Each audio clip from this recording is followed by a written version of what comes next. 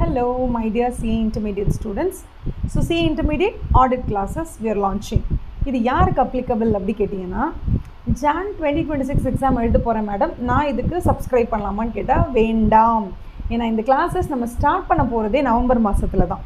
So November மந்த்தை start பண்ணி slow and ஸ்டெடியாக complete போர்ஷன்ஸை நம்ம revise பண்ணி நடத்தி முடித்து நம்ம டெஸ்ட்லாம் எழுதி ரெடி ஆகிறதுக்கு it will take at least 3 months time.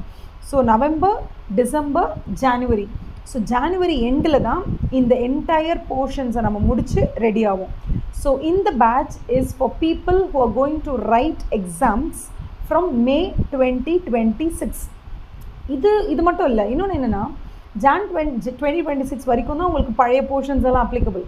அதுக்கப்புறம் புது போர்ஷன்ஸ் லான்ச் பண்ணியிருக்கிறதுனால அதுக்கு நமக்கு ஃப்ரெஷ் கிளாஸஸ் அட்டன் பண்ணி தான் ஆகணுங்கிறதுனால so anybody who is going to write after John கண்டிப்பாக இந்த ஜூம் லைவ் கிளாஸஸ்க்கு நீங்கள் ஆப்ட் பண்ணிக்கலாம். மேம் ஃபீஸ் எவ்வளோ மேம் அப்படின்னு கேட்டிங்கன்னா ஜஸ்ட் 1999 தான். அதுக்கான கூகுள் ஃபார்மை நான் கீழே அட்டாச் பண்ணுறேன். நீங்கள் தாராளமாக அந்த கூகுள் ஃபார்மை ஃபில் பண்ணி ஜாயின் பண்ணிக்கலாம்.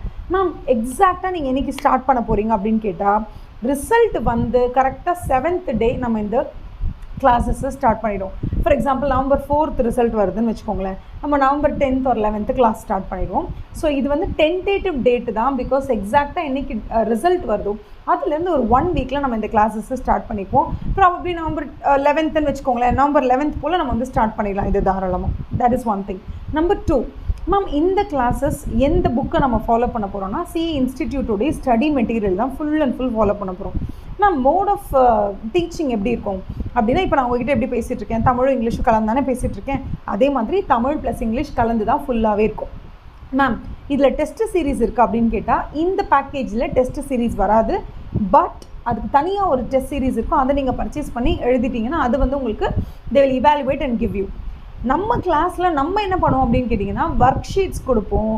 ஒவ்வொரு சாப்டர் முடிச்ச அப்புறமும் 10 to 15 இம்பார்ட்டன்ட் கொஷின்ஸ் உங்களுக்கு கொடுப்போம், அதோட ஆன்சர்ஸையும் கொடுப்போம்.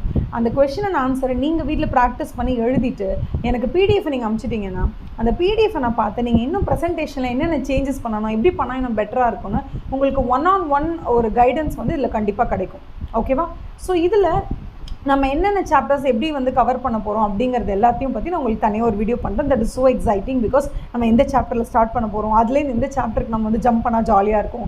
அண்ட் சில விஷயங்கள் என்னென்னா அந்த என்டையர் 11 சாப்டர்ஸில் எந்தெந்த சாப்டர்ஸ்லாம் ஒன்றுக்கு ஒன்று சம்மந்தமே கிடையாது. நீங்கள் தனியாக கூட எப்போனா எடுத்து படிச்சுக்கலாம். இதை படித்தா தான் அது புரியும், அதை படித்தா தான் இது புரியும் அப்படிலாம் இல்லை.